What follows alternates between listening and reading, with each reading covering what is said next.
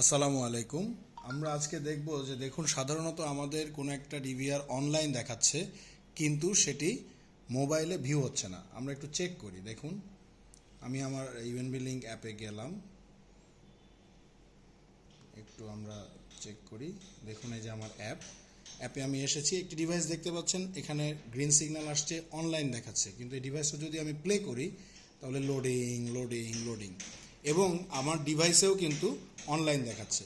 So আমার এই ক্ষেত্রে করণীয় কি হবে? আমরা যেটা করব, আমরা লকটা পাঠাবো। লকটা কিভাবে পাঠাবো? মিতে যাবার পরে আমরা হেল্প অ্যান্ড ফিডব্যাকে যাব। হেল্প অ্যান্ড ফিডব্যাকে যাওয়ার পর আমরা ইউজার অ্যাকাউন্টে যাব। ইউজার অ্যাকাউন্টে যাওয়ার পরে যাব user experience program. User experience program যাওয়ার পরে এটা আমি অন করেছি। এটা যদি অফ থাকে তাহলে আপনি পাঠাতে পারবেন না। আপনি যখন অন করবেন তখন এই লক্সটা আপনি পাঠানোর সুযোগ পাবেন। সেন্ডে ক্লিক করবেন।